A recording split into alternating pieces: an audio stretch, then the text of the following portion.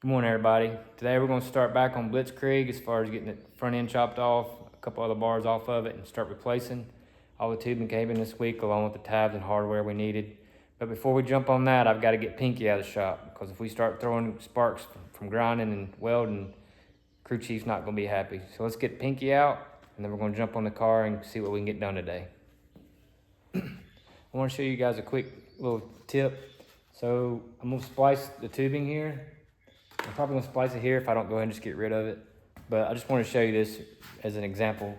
If you take a paper towel roll, flatten it, and you cut it at a 45-degree angle, then you can put it on your tubing here like this, and you can see we already marked it. So if you come back, do the same thing to your piece of tubing that you're gonna piece right there, and do that, your angles will match. So we'll sleeve it. So it'll have a 3-inch and 3-inch piece. It'll have a sleeve and 3 inches on each side of your joint, and then we'll slide this over. So when we cut that, with using that as our pattern, the two will just slide together and match up. You'll bevel the edge a little bit, weld it up, and it'll be a nice clean weld, and it'll be a real solid joint that way as well. So just an idea, do it with a simple paper towel roll and do the same thing.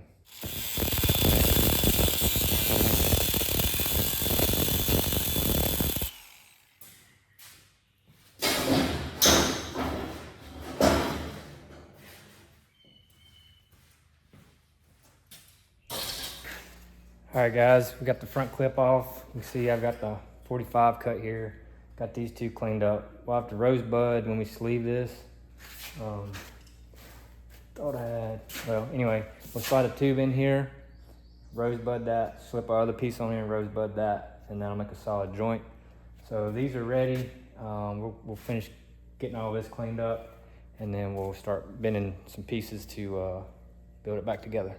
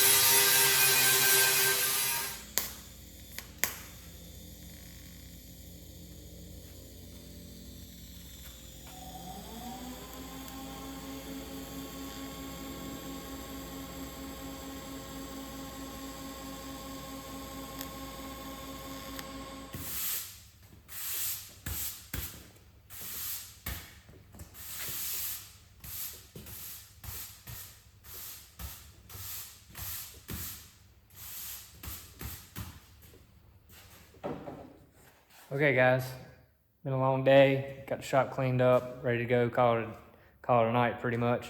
I just want to give you an overview of what got done today. Doesn't look like we got a lot done, but we did a lot of work. And the main thing is the door bar. It goes across around the door there. I went ahead and replaced the whole thing. If you remember, this area right here was crushed real bad, and I just thought instead of just patching it up and splicing it, I would feel better if it was just a complete section. So it took a little more work. We had to cut all the joints all the way around and put those back together. And so, yeah, it turns out really good. It'll make a lot better job. We also got our main rails here for the frame. I'll go ahead and show you that splice we were talking about earlier. You see right here, we got our rosebuds that I can weld up, and then I'll clean this coating off the chromoly and just stitch it up. But that's what it looks like. You got a nice, clean, tight joint. Makes it really strong and dependable. So yeah, that's today. 2 bars. I also got the fender or strut bars taken care of. They're ready to go. So we're just going to start building out from there. I am going to replace the the dash bar, because I plan on changing how the steering is mounted and relocate that just a little bit to help with the angle and articulation of the steering column and steering shaft. So I'm just going to replace that whole dash bar when I do that. That way it's just not a ground up, cut off mess. It'll just be nice, clean tubing all the way across. So car will be as good as new. I think it'll be better than it was. I'm excited about some changes that I've made for it. You'll see that as we progress through this rebuild process. But yeah, I'm excited about the progress of today. That door bar, I'd really been considering whether I should just splice or not. But you know, if you're gonna do it right, or if you're gonna do it right, and I just assume just go ahead and put that whole new bar in, make it just as good as new. So that's what we did. So I've got a pile of parts over here. Got that front end cut off, and I'm not looking forward to all the work, but I'm looking forward to getting this thing back on the track. So that's all for today, and we'll pick up the next time.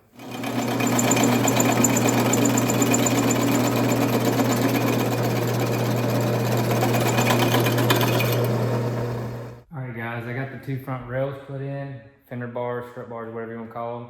I got those tacked in and ready. I want to show you a little trick on making sure you get these angles right, because it's real hard to find that angle. So if you got a digital protractor, I put a straight edge behind my post here, my frame, and that gives me something to lean this digital protractor against, like this right here. So you pull it tight against the frame, and lay that over. You see we got 79.6. And you come over here and do the same thing. You lay that against here.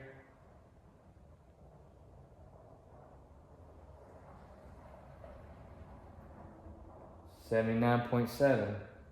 So it's really close.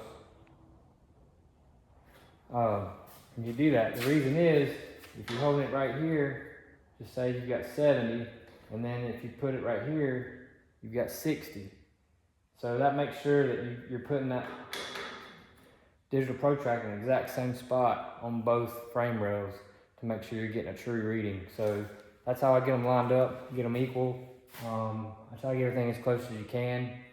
That way everything's true and just precise. And that way when you're measuring for other things, everything continues to be true. Once you get off, it'll just get worse and worse. So you need to try to stay as close as you can throughout the whole project to keep everything true throughout the whole build.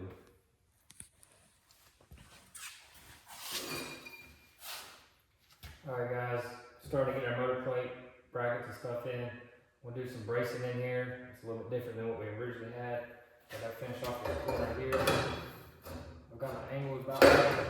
Now I just got to shorten it up because I want this bar to come, the plane to come behind here. So when I put in my metal work, I can put a little break in here and come up behind the plate and make it real clean. That allows nothing to interfere with the motor plate sitting out here.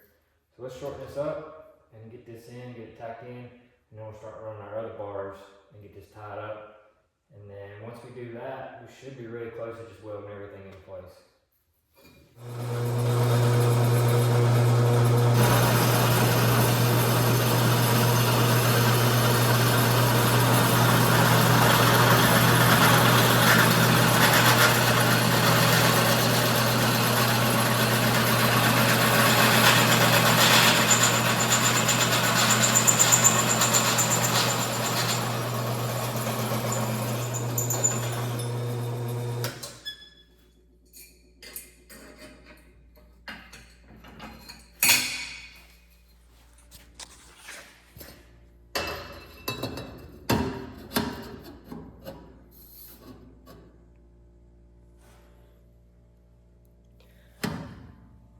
Alright guys, I got a little bit of gap right there on each side. I just need to open up the mouth a little bit on the sides. And this right here is close. Just need to finesse it a little bit with a grinder.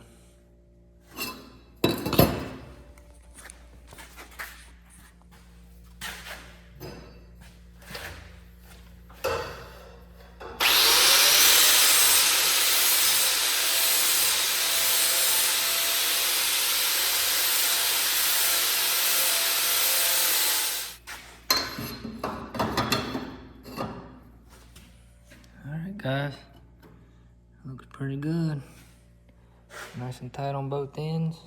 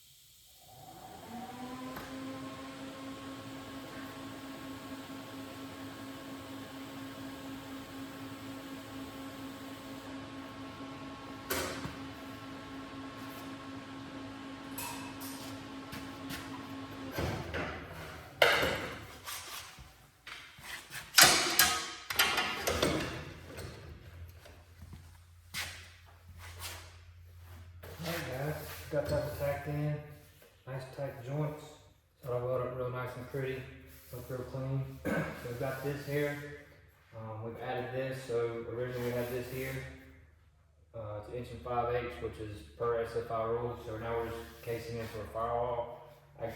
My firewall used to be in here, it just curved around through here, so it's actually going to open up this area, be able to work on the transmission a little bit easier, it'll seal all this awful lot better, and my intentions are I'm probably gonna lay my coils and stuff up here. We'll get to that, but this strengthens the frame, and then we'll add these up here, and I'll tie everything in it as well. That's gonna make the car just a lot more stronger, and hopefully be able to apply the power to the ground a little bit better, more efficiently. Anytime you have tire flex or twisting the chassis, you're losing reaction time. You're also losing momentum as far as getting it moving out of the hole. So I'm looking for that sub 1 second 60 foot and building on the power down on the track. So that's our goal. I think this is going to help do that. We don't want to get the car too rigid because some of the tracks you run on aren't the best. So you need that flex to be able to get the car to hook. But I think strengthening this up will allow the power to be planted to the tires in the rear and let the suspension do its job. So we're going to go on, we're going to start cutting this bar here in the corners, and then tie one here, the diagonal here, and then get all that tacked in, and then we were ready to start loading stuff up. Good morning, guys. I worked late last night getting these bars tacked in, and I was cleaning up everything, and I took the engine plate up out of the floor and I set up in here. I've been working on these bars last night, around the engine plate. And these two bars in particular, I was having a hard time figuring out a measuring point to get a good accurate measurement. My angles looked right as far as the slope and the angle to the dashboard looked good, but sometimes you gotta just go off your visual, and I'll show you why that is. But I tack all this stuff in. I don't weld it solid till I'm ready to just weld everything up. I tack it in, and this is a prime example of why. So as I was cleaning up, I put the engine plate up in the car.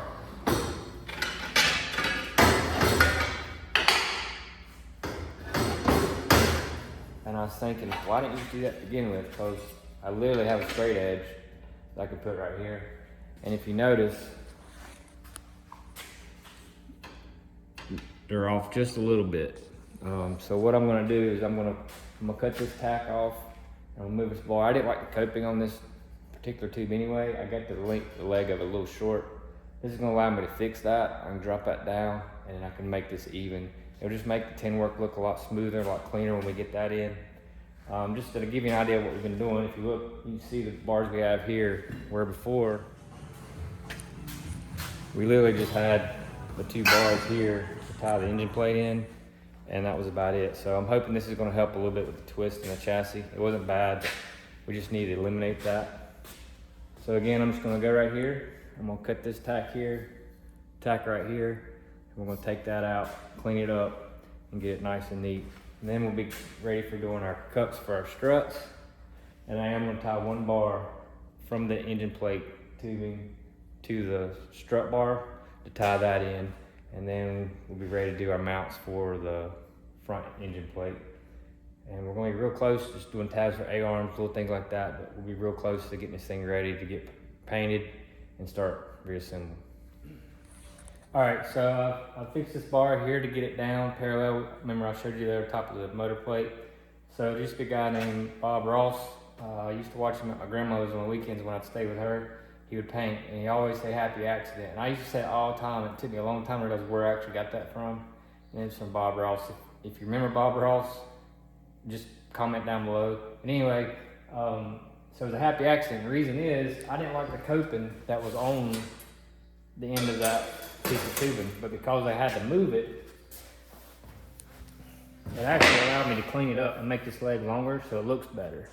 So I got to do that. I actually moved the bar from here to here to get it to drop down where we needed it to, but it made it real nice. And while I'm here, I'm getting ready to put in my strut bar or fender bar support, whatever you want to call that. And I'm going to show you how I line that up. So first thing we do is we want to get our height right. So I took this bar, I laid it across here, and then I measure off the table on each end to get the same measurement to make sure this is parallel to the table. And then I'll place my bars according to that to make them even. Now I have to worry about the pitch this way. So to do that, we're doing basically the same thing, but you attach your measurement bar to the piece you're putting in, and that is so we can move this bar just a little bit. This will move with it, so we can measure along with that. So how I measure that is I've got a measuring tape on the table, and I would just take a square to the table, and it all has to be that the chassis is square with the table, so you can measure off the end of the table and get correct measurements. But I simply would just butt my square up to this piece of tubing I'm measuring off of, and I read what I had. So I had 15 1/4 here, and I had a 15 1/8 on the other side. And if you look right here, I just simply moved this tube, and the whole assembly moved so I could measure it. I moved it up 1/8 of an inch, and that made it true on each side. So I'm 15 1/8 and 15 1/8 on both sides. So now we know that these are correct angle, correct position, and it's true to each side. That just makes everything nice and uniform. So now I'm going to tack that in, and that is going to help us to pretty much have the front end tubing back better than it was before. We've added this tubing here to make it better, and it's going to be stronger, take a little bit of twist out of the car. So I'm going to get that welded up, get all this frame rail welded up, and then I can put my strut cups, they'll go right here. My A-arms come off of there with my tabs, and I got some tabs to put in for my brake line, for the fittings for the brake line. So we'll get all that done, the steering in, and then it's pretty much we're going to set the engine in and start mounting the turbo, fuel tank, and an oil pump back on. And that should get us real close. Then we can get it off the table, get the paint stripped off, and we're gonna repaint the whole chassis because pretty much a third of the chassis has been redone, and that paint's been on it for over 10 years, so I just always go and strip it. We're gonna paint it. I wanna paint a different color. What do you think we should paint it? Throw a color out there, or do you think we should paint this chassis? I don't wanna do black, because black's just the norm, but I think we'll do something other than blue. So comment below, what color should we do the chassis? And we'll get this thing off the table and get it rolling.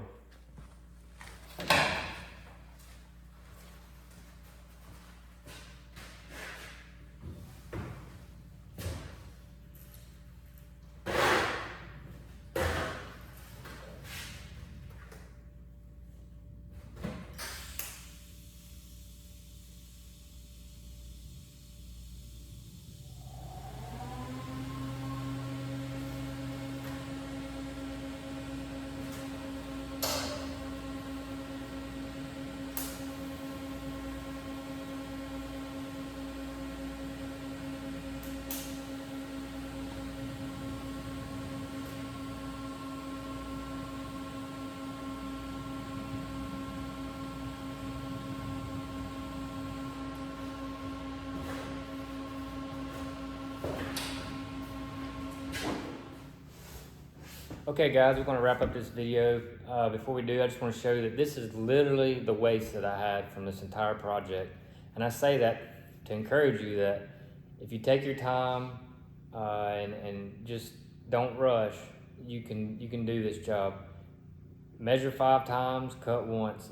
And I say that because if you take your time, you can do anything you wanna do. A lot of these cuts, I leave a little long and I'll just finesse it with the grinder to make sure it fits. Half of the cuts I made, probably where I just took a cutoff wheel, cut my angle, and then ground out the coping to get it to fit and join to the next piece of tubing. So you can do this, just take your time. Everything about chassis stuff, I literally learned on this car, and 11 years ago, I did all the bending and tubing and had everything tacked together. I really enjoyed geometry and math as far as building a chassis or doing construction. I just like seeing that process come to fruition. But I had everything tacked together. I had somebody I was gonna come weld it, and I decided to weld it myself. I literally learned to TIG weld on this chassis 11 years ago. Now, I'm excited about how it performed, how it kept me safe. I look at some of the welds from 10, 11 years ago, and I'm like, man, those are ugly, but that's just a part of the learning process. Obviously, if you're welding every day or throughout the week, whatever you're trying to do, whatever you're trying to learn to do is going to get better. So it's 11 years. Obviously, my welds look better than they did back then. So that's a good thing. I'm improving. But I just tell you that to encourage it. You can do it. If you need to put 1 bar or 2 bar, you may not want a project this big, but if you need to put a bar or 2 in your car to make it safer or whatever you need to do, you can do it. Again, just measure 5 times, cut once, and take your time. You can do it.